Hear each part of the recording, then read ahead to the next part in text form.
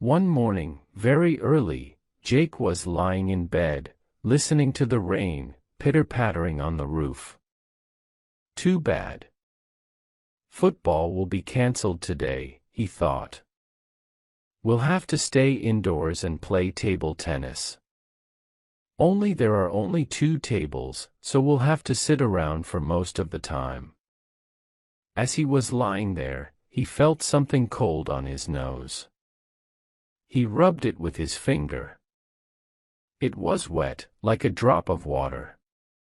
And then, plop, another drop landed on his nose. He looked up and saw yet another drop of water clinging to the ceiling. Plop, the drop let go of the ceiling and dripped onto Jake's forehead. Yuck, he said, and then he called out, "Mom, there's water coming through the ceiling." One was still asleep and did not hear him. Jake got out of bed and watched the water dripping quite steadily now onto his pillow. When it was getting up time and Mum arrived, his bed was already soaking. "Oh, Jake, why didn't you call me? There's a hole in the roof." "I did call out," replied Jake, "but you were asleep." "Well, someone will have to go up to the roof and take a look," she said.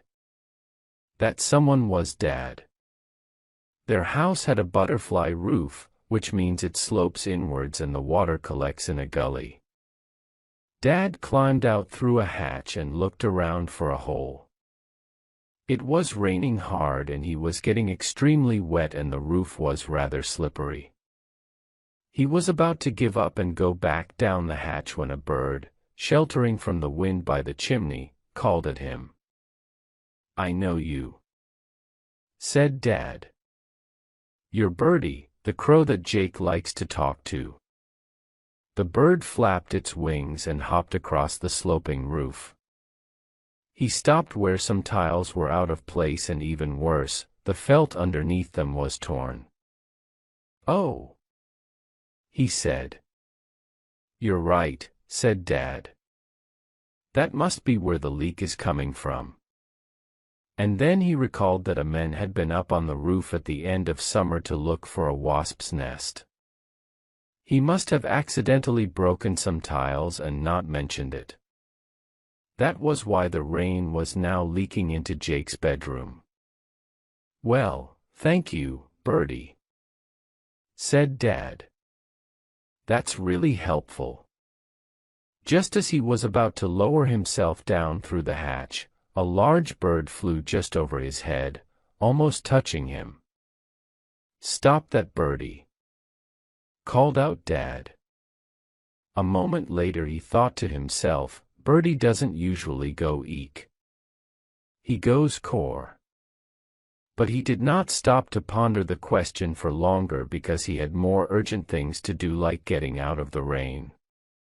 When he arrived at work, Dad looked on the internet and found a roofing company. He called and arranged a visit. That evening, a man from the company came round.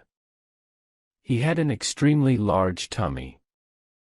Jake said, "How are you going to get through the hatch onto the roof?" "Oh, you won't catch me going up on the roof," I said the man. "Far too dangerous. I'll just stick my head out and take a look." Which is what he did. He stood on the step ladder and put his head through the hatch. When he had been looking for a couple of minutes, there was a very loud cry from somewhere above his head. He ducked down quickly. "3 gulls," he said, alarmed. "Sea gulls.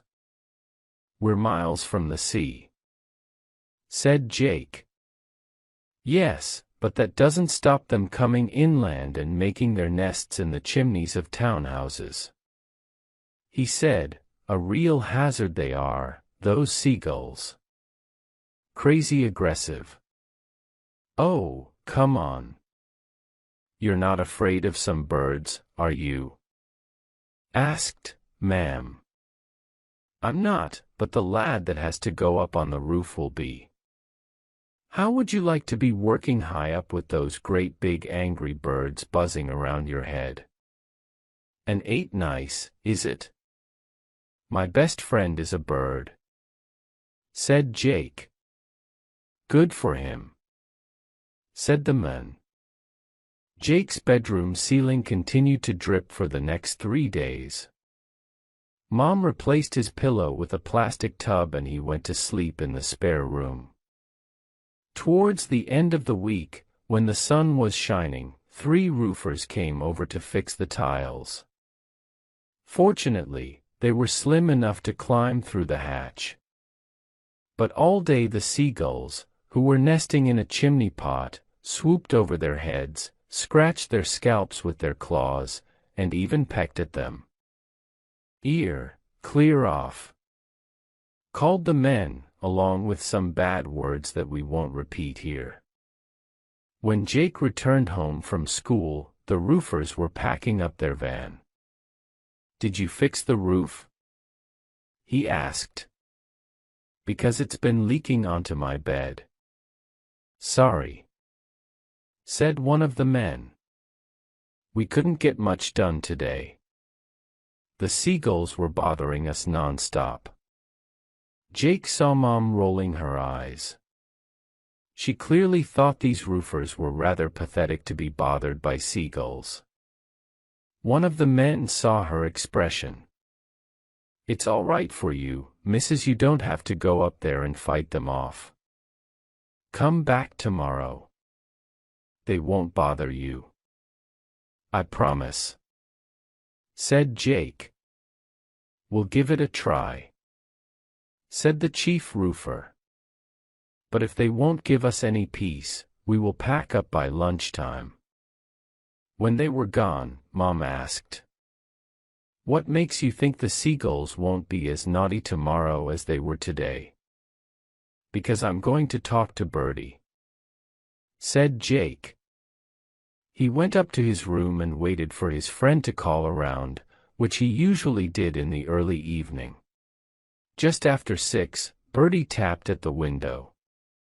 "What's up?" he called. "The seagulls keep attacking the roofers," said Jake. "And my ceiling is still dripping every time it rains." "Ah," said Birdie. "But I'd better speak to them. I'm not sure the roofers will understand you," said Jake. "Not the roofers. The seagulls, you silly," said Birdie. He went off to negotiate with the family of gulls. 15 minutes later he returned and said, "They've agreed to let the roofers work tomorrow so long as they don't come near the chimney." "Great, thanks," said Jake. "And they say that if you have any sardines, they would be glad for you to leave them on the garden table. They're miles away from the sea and it's hard to find decent fresh fish. The scraps from the bin outside the fish and chip shop really don't cut it." "Right, I'll ask Mum," said Jake. He went downstairs and passed on the message about the sardines. "Well, it's not a bad idea," she said. "It might distract the seagulls from attacking the men. The only problem is, when they've finished eating, they might go back to annoying them." "She says they won't," said Jake.